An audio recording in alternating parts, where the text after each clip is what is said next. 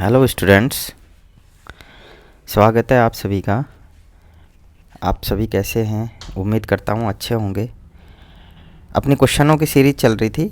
हमारा जो टॉपिक था रिप्रोडक्शन इन ह्यूमन।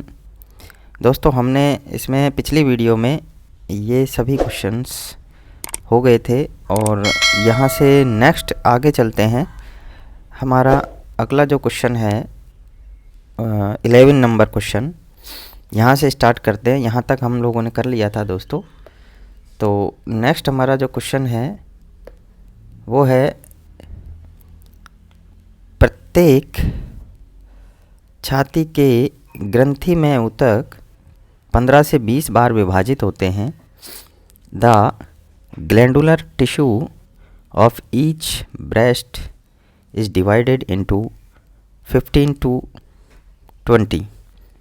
दोस्तों, इससे पहले अपन ने देखा था कि जो ब्रेस्ट होती है उसमें जो मेमोरी ग्लैंड है वो बटी होती है 15 से लेकर 20 छोटी छोटी पालियों के अंदर बटी होती है। तो यहाँ पर आंसर क्या होगा हमारा? मेमोरी नलिकाएं नहीं, मेमोरी ग्लैंड्स में, मेमोरी पालियों में, इनमें से कोई नहीं। तो दोस्तों आंसर कौन सा हो जाएगा हमारा? मेमोरी पालियों में। तो जो ब्रेस्ट होती है, यानी हम अगर कहें सीधे शब्दों में, स्तन ग्रंथियाँ, प्रत्येक जो स्तन ग्रंथियाँ होती हैं, मेमोरी ग्लैंड्स होती हैं, वो दोस्तों 15 से 20 अर्थात 15 से 20 मेमोरी लोब्स में डिवाइडेड होती हैं। अच्छा क्वेश्चन है दोस्तों। नेक्स्ट क्वेश्चन देखते हैं। नर जनन कोशिका शुक्राणु उत्पन्न करती है। The nature male germ cell produce sperm by the nature male germ cell produce sperm by जो नर जनन कोशिका है वो शुक्राणु उत्पन्न करती है। तो ये क्या कहलाता है? शुक्र जनन द्वारा, स्पर्मेटेड द्वारा, स्पर्मिएशन द्वारा, इनमें से कोई नहीं। तो सभी जानते हैं हम शुक्र जनन जो प्रक्रिया होती है जिसको हम स्पर्मेटोजेनेसिस कहते हैं, उसके द्वारा जो जर्म सेल्स होती हैं, मेल जर्म सेल्स, वो स्पर्म प्रोड्यूस करती हैं। नेक्स्ट क्वेश्चन है 30 नंबर। एंड्रोजन्स किससे उद्दीपित करता है? एंड्रोजन्स किसे उद्दीपित करता है? Androgens stimulate the process of. Androgens hormone दोस्तों हम जानते हैं मेल हार्मोन होता है। तो ये बॉडी का कोई वो नहीं है, यहाँ पर सिर का नहीं है, पूंछ का नहीं है, जबकि आंसर क्या हो जाएगा? शुक्र जनन, स्पर्मेटोजेनेसिस। स्पर्मेटोजेनेसिस क्रिया जो होती है जिसमें स्पर्म का निर्माण होता है दोस्तों, स्पर्म फॉर्मेशन जो होता है वो स्पर्मेटोजेनेसिस कहलाती है। तो ये एंड्रोजन्स हार्मोन के द्वारा स्टिमुलेट होती है। नेक्स्ट क्वेश्चन है, परिपक्व मादा युग्मक से बनने की क्रिया को, परिपक्व मादा युग्मक के बनने की क्रिया को, दोस्तों सिंपल क्वेश्चन है, फीमेल गैमेट बनने की प्रोसेस पूछी जा रही है। The mechanism of formation of mature female gametes is. तो शुक्र जनन अर्थात स्पर्मेटोजेनेसिस, नो, ये नहीं होगा दोस्तों।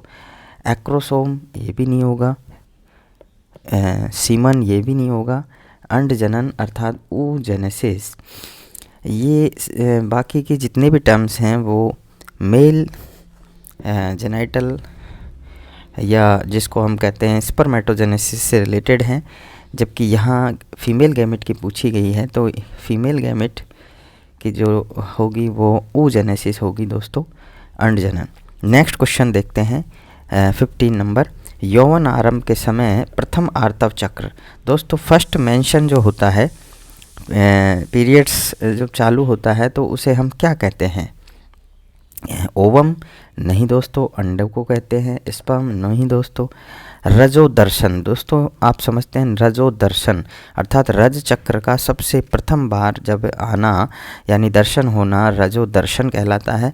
और इसको इंग्लिश में क्या कहेंगे दोस्तों? इंग्लिश में कहेंगे इसको मेनार्च, MENARCHE, मेनार्च। दोस्तों ये राइट आंसर हो जाएगा। प्रथम बार जब आर्तव चक्र प्रारंभ होता है फीमेल्स के अंदर, ये लगभग 12 से लेकर 13 ईयर एज में स्टार्ट होता है, जबकि लगभग 55 एज के अंदर ईयर के अंदर ये क्लोज हो जाता है।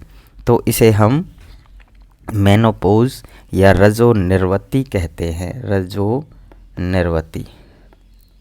तो दोस्तों मैंने दोनों ही चीज़ें बता दी, आर्तव चक्र का प्रारंभ रजो दर्शन मेनार्च और आर्तव चक्र का समापन रजो निर्वती कहलाता है। दोनों ही इम्पोर्टेंट टर्म्स हैं।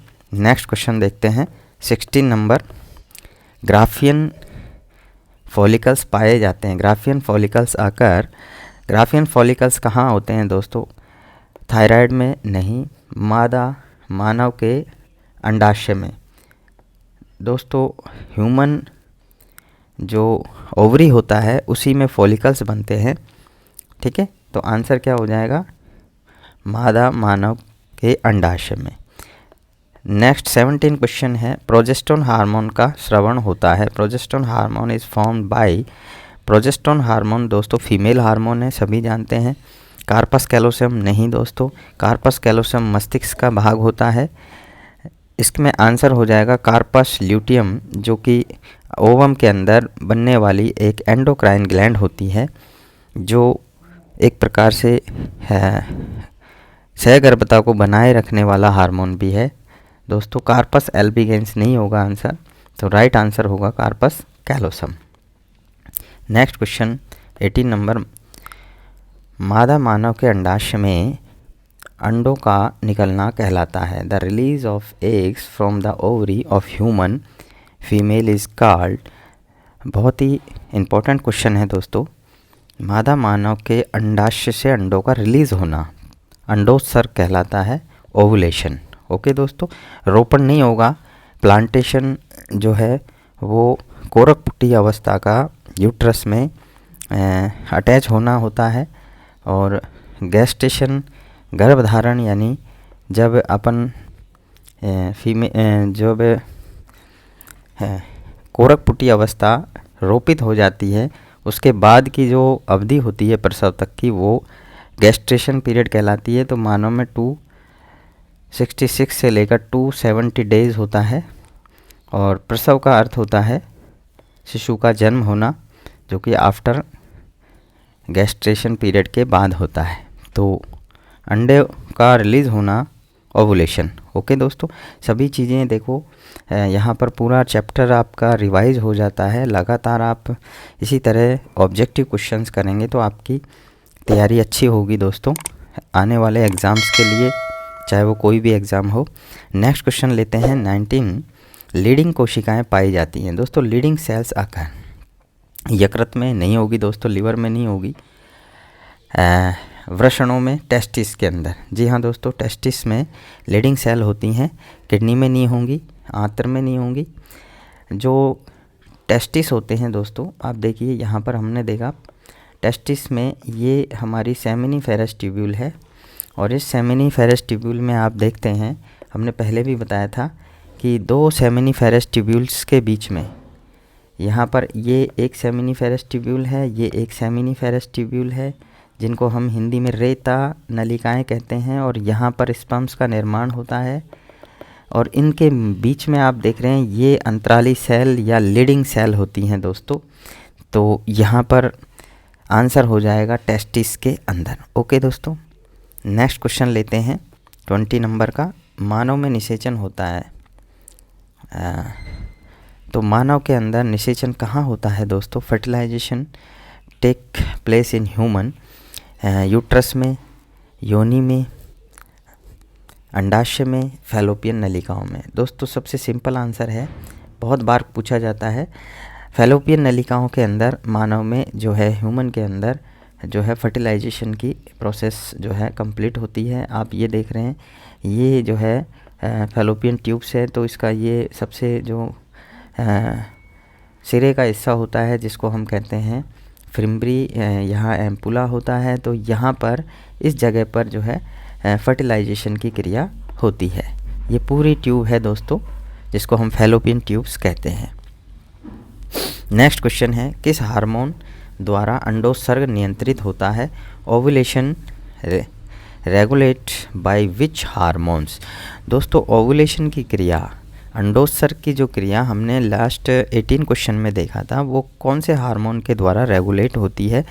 TSH thyroid stimulating hormone, ACTH adrenocorticotropic hormone, ADH anti diuretic hormone, FSH follicle stimulating hormone and LH यानी luteinizing hormone.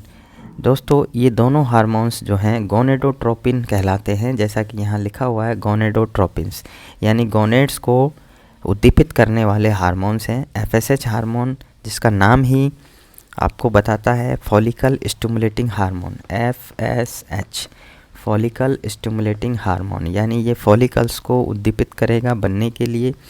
Luteinizing hormone luteal stage को बनाने के लिए, अर्थात जो हमारा जिसको अपन कहते हैं एंड्रोजन्स हार्मोन, एस्ट्रोजन हार्मोन जो बनेगा उसके लिए भी ये क्या करेगा, एक प्रकार से मोटिवेट करेगा।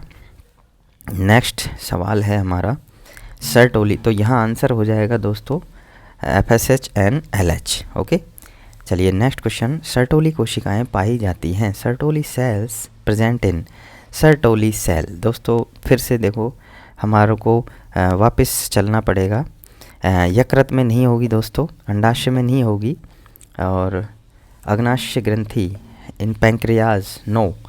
देखिए यहाँ पर आंसर होगा टेस्टिस। अभी हम वापस चलते हैं पुराने उस पर, देखो हमने कहा था ये जो है टेस्टिस की जो हमने स्ट्रक्चर बताई थी आपको, तो यहाँ पर तो अंतराली सेल है, क्लियर हो जाएगा अब आपको दोस्तों बिल्कुल। तो ये तो लीडिंग सेल थी। अब यहाँ ये हमारी जो है क्या है, रेता नलिका या सेमिनिफेरस ट्यूब्यूल है। तो दोस्तों सेमिनिफेरस ट्यूब्यूल में आप देख रहे हैं ये जो सेल्स होती हैं जो पिलर के समान होती हैं, इनको हम जो है कहते हैं सर्टोली सेल। दोस्तों क्या कहते हैं, सर्टोली सेल। ठीक है, ये सर्टोली सेल्स जो होती हैं दोस्तों, ये इनहिबिन हार्मोन बनाती हैं, इनहिबिन और हार्मोन बनाएंगी। ये शुक्राणु को पोषण देंगी, अर्थात स्पर्म्स को पोषण देंगी।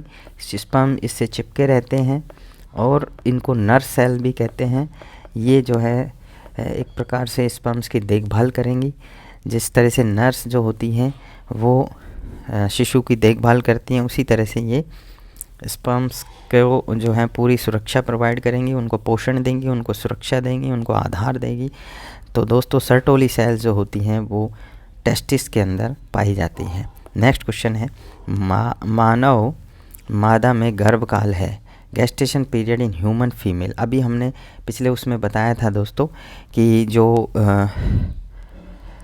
फीमेल के अंदर गेस्टेशन पीरियड अर्थात जो गर्भकाल होता है वो कितना होता है दोस्तों, 30 दिन नहीं होगा, 90 डे नहीं होगा दोस्तों, 7 मंथ भी नहीं होगा दोस्तों। यहाँ पर जो आंसर होगा वो होगा 9 मंथ, और इसको दिनों में अगर बात करें तो 280 दिन, 14 सप्ताह। दोस्तों ये कई बुकों में आपको अलग अलग मिल जाएगा, लेकिन यहाँ पर आपको ऑप्शन के हिसाब से करना होगा।